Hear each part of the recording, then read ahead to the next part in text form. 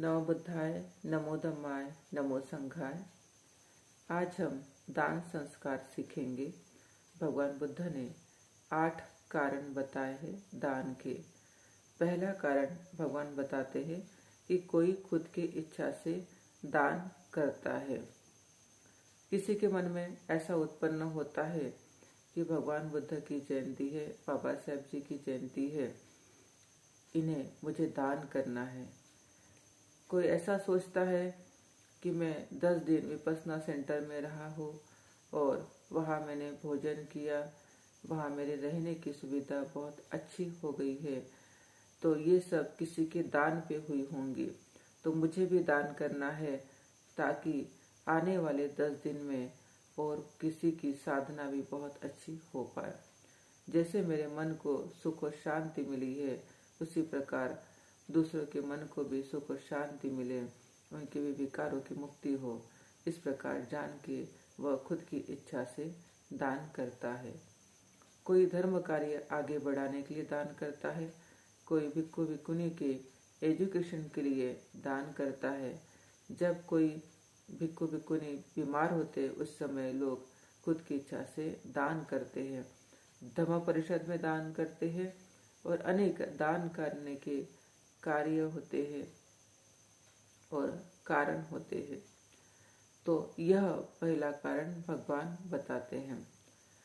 दूसरा कारण भगवान कहते हैं कि कोई द्वेष से दान करता है, उसकी इच्छा नहीं है दान करने की, फिर भी घर में कोई स्त्री बता देती है कि दान करना बहुत पुण्यवान होता है, तो इसलिए दान किया जाए, तब वह दान करता है।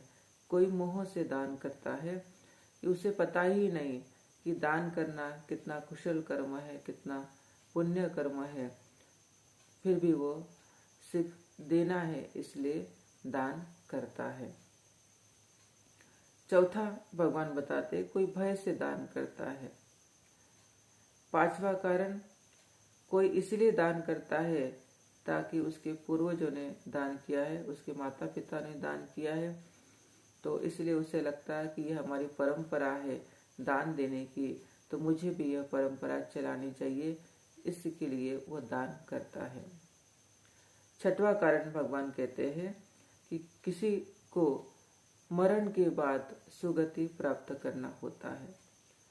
बहुत सारे लोग ऐसा जानते हैं कि अभी ये मेरा पूरा आयु सुख से नहीं गया, लेकिन मृत्यु के बाद तो भी मुझे सुगति प्राप्ति होनी चाहिए, इसलिए दान करते हैं।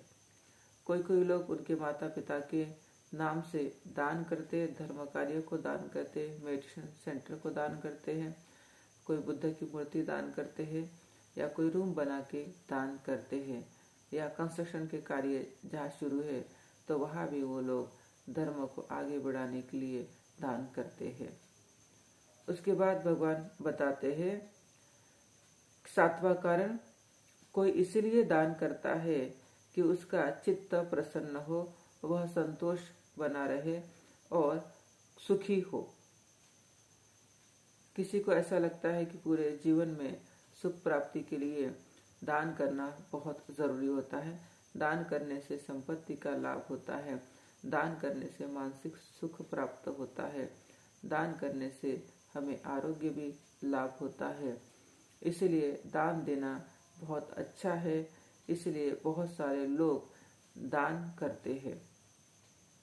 आठवां कारण भगवान बताते हैं कि कोई अपने चित्त की शुद्धि के लिए एवं परिष्कार के लिए दान करता है। किसे ऐसा लगता है कि मेरे मन में जो विकार है, लोभ है, द्वेष है, मोह है, अहंकार है, स्वार्थपना है, कंजूसी है, ये सब हटाने के लिए मुझे दान देना है। किसे ऐसा लगता है कि मैं सोतापन्न अवस्था प्राप्त करूँ, सकदागामी अवस्था प्राप्त करूँ, अनागामी अरहंत बनूं, उसके चित्त के शुद्धि के लिए भी बहुत सारे लोग धम्म का दान करते हैं, धम्म सुनते, धम्म पढ़ते हैं और धम्म पालन करते हैं, तो यह भी एक प्रकार का दान होता है। तो यह 8 कारण भगवान दान के लिए बताते हैं। दान किस प्रकार दिया जाता है? दोनों हाथों से हमें, जो हमारे घर में जो भिक्खुनियाँ आती है, उनको दोनों हाथों से दान देना है और दान देने के बाद त्रिवार पंचांग प्रणाम करना है।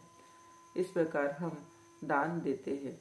दान देने के समय हमारे मन में बहुत श्रद्धा होनी चाहिए कि हम ये दान दे रहे हैं, इस दान के पुण्य बल से हमें सुख प्राप्त हो और हमारे साथ जो भी लोग रहते हैं वह तथा सभी प्राणी, सभी मनुष्य सुखी हो, इस अच्छी चेतना से हमें दान करना है। तभी वह दान का हमें फल बहुत पुण्यदायी, लाभदायी मिलता है। तो यह दान के संस्कार आज हमने सीखे हैं।